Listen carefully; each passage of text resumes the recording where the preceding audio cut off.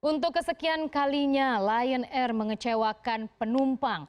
Kali ini karena urusan finansial internal perusahaan, ratusan atau bahkan ribuan tadi seperti laporan Miftah, konsumen batal terbang. Lalu seperti apa potret pelayanan bisnis maskapai berbiaya murah Lion Air di tanah air? Rapor merah, si singa merah, saya ulas lebih lengkap untuk Anda sore hari ini. Sebelumnya kita lihat judulnya asik ya, karena memang dia punya simbol itu singa merah. Kita lihat seperti apa singa merah ini bisa berbisnis dengan ideal, dengan bijaksana di dalam negeri. Kita lihat lokasi keterlambatan penerbangan Lion Air. Baru pertama saya akan bicara mengenai keterlambatan. Kita lihat ini yang terjadi kemarin. Anda bayangkan ada beberapa titik yang menjadi korban apa yang terjadi dalam tubuh dari Lion Air sendiri. Kita lihat ada beberapa penerbangan yang akhirnya batal terbang, penumpang tidak bisa terbang, berbagai urusan, ya baik itu mendadak ataupun tidak mendadak, dengan sangat menyesal tidak bisa direalisasikan. Ini adalah beberapa. Di antaranya kita lihat Sultan Haji Muhammad Sulaiman, itu yang ada di Balikpapan, kemudian Juanda yang ada di Sidoarjo, Jawa Timur, Adi Sucipto, Yogyakarta, kemudian I Gusti Ngurah Rai Denpasar, Bandara Internasional Lombok, kemudian Sultan Hasanuddin Makassar, termasuk juga Samratulangi di timur Indonesia tepatnya di Manado. Anda bayangkan ini adalah pintu-pintu masuk. Secara spesifik saja, misalnya saya berbicara mengenai pariwisata. Ini merupakan salah satu beberapa pintu utama pariwisata masuk sebagai penerima negara. Ketika Lion Air berulah dan kemudian tidak ada penerbangan karena masalah internal, artinya akan ada potensi pendapatan yang tidak jadi terrealisasi. Kemudian selanjutnya kita lihat, ini bicara mengenai trust. Ini bicara mengenai standar yang harusnya kita fokus saja di situ. Kita tidak berbicara sesuatu yang permisif yang sudah dilakukan oleh pemerintah sejauh ini terhadap siapapun. Utamanya kita bicara saatnya adalah Lion Air. Keterlambatan ini sudah menjadi salah satu bukti, sudah menjadi salah satu indikator pertimbangan utama bahwa pemerintah sudah selayaknya memberikan sesuatu sanksi, teguran, ataupun sesuatu yang lebih sifatnya mengikat agar disiplin untuk Lion Air bisa lebih baik lagi dibandingkan saat ini. Meskipun Lion Air memang menguasai, Anda tahu, mayoritas penerbangan berbiaya murah di Indonesia. Jangan-jangan saat-saat ini saya menjelaskan mengenai Lion Air pun, di antara Anda semua juga ada yang hobi berbelanja dengan tiket Lion Air karena memang murah. Segmen menengah Indonesia lebih dari separuh, maka dengan harga yang ditetapkan oleh Lion Air, dengan arbana yang begitu banyak, rute terbang yang begitu luas, maka tidak heran kalau akhirnya mau tidak mau, ataupun karena memang ini pilihan, masyarakat akhirnya memilih untuk terbang bersama Lion Air. Itu sebuah potensi. Namun ada yang unik yang dari Lion Air yang ingin saya jelaskan.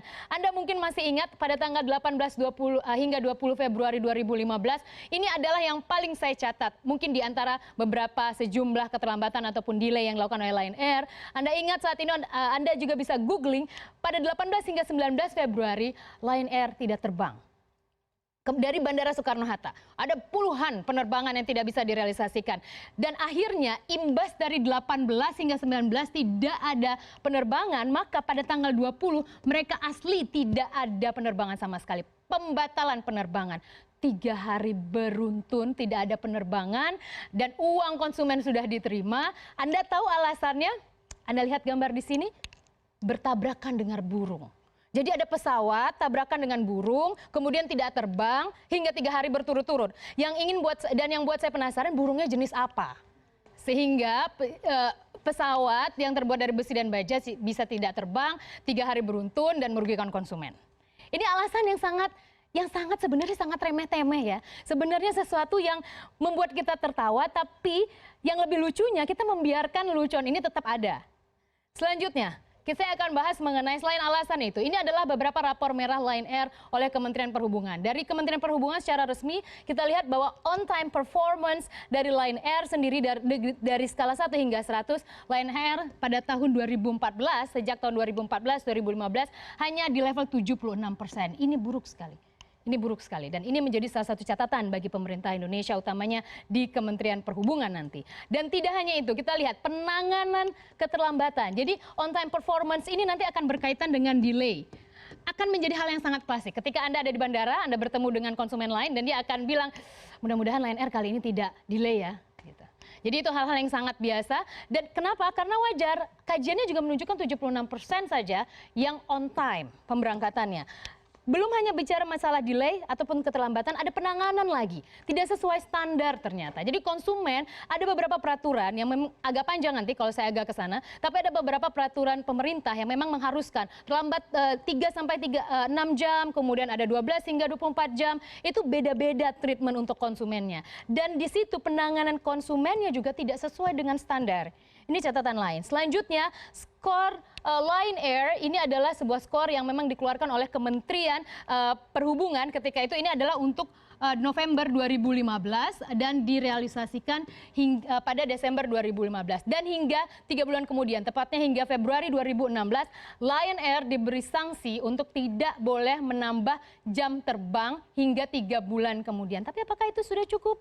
Karena kita lihat skor Lion Air 60% dan informasi ini diperoleh dari misalnya Angkasa Pura dan lain sebagainya. Dan kita lihat dulu selanjutnya. Dan ini adalah level evaluasi maskapai penerbangan. Kita lihat ada 3 level sesungguhnya.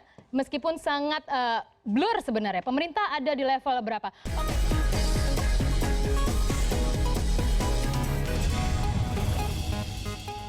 Lanjutkan kembali pembahasan mengenai Lion Air tadi. Kita lihat ini adalah level evaluasi maskapai penerbangan. Jadi menurut standarnya ada 3 sesungguhnya sanksi yang bisa diberikan ketika sebuah perusahaan maskapai tidak disiplin, memberikan pelayanan buruk atau merugikan konsumen. Kita lihat pada level pertama adalah pelarangan penambahan rute.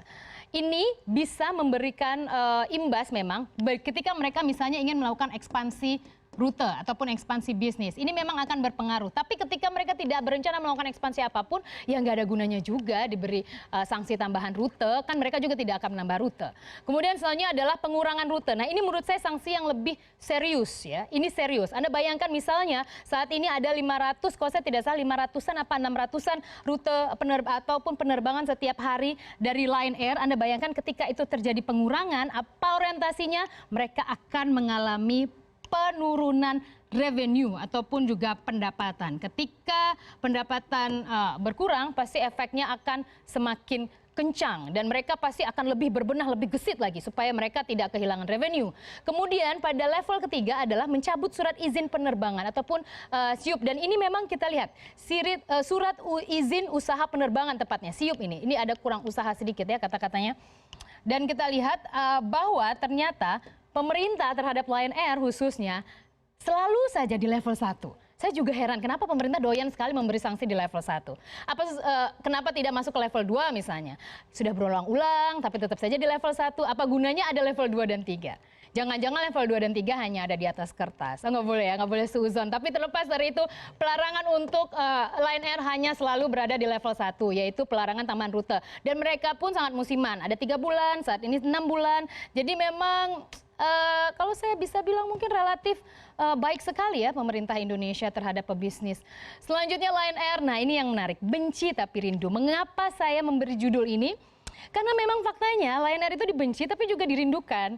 Ketika memilih untuk jalur penerbangan apalagi untuk rute-rute pendek ataupun untuk masyarakat di timur Indonesia ataupun masyarakat segmen menengah ke bawah, mereka akan pilih sesuatu yang memang terjangkau. Tidak salah juga memang karena Lion Air menguasai 90% penerbangan berbiaya murah di Indonesia. Anda bayangkan 90% loh mereka menguasai. Jadi memang begitu masif mereka masuk ke dalam kehidupan masyarakat Indonesia. Kemudian 500 hingga 600 penerbangan per hari yang mereka lakukan. Luar biasa. Dan tidak hanya itu, selain mereka memang menguasai pasar dalam negeri, mereka tidak berhenti sampai di sini. Karena kita lihat, target mereka hingga tahun 2028 mereka akan memiliki 780 pesawat. Mereka sudah memesan baik untuk Boeing ataupun Airbus. Dan Anda tahu berapa biaya yang harus mereka keluarkan?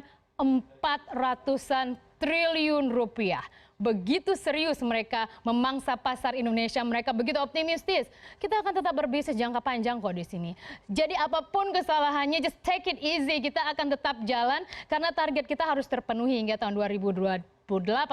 Selanjutnya, sudah selesai ternyata. Jadi intinya, apa yang ingin saya sampaikan pada sore hari ini adalah bahwa Lion Air meskipun memiliki rapor merah, ternyata memang masih sangat dimanjakan oleh pemerintah. Yang ingin kita tahu, yang menjadi pertanyaan saya kemudian, dengan rentetan tadi peristiwa-peristiwa, saya belum bicara lagi masalah beberapa kecelakaan yang terjadi. Dengan rentetan peristiwa itu, apakah pemerintah dalam hal ini otoritas juga mungkin akan mempertahankan Lion Air sebagai pilihan penerbangan berbiaya murah, atau pemerintah akan tidak lagi menjadikan Lion Air sebuah pilihan bagi masyarakat Indonesia yang ingin terbang di tanah air.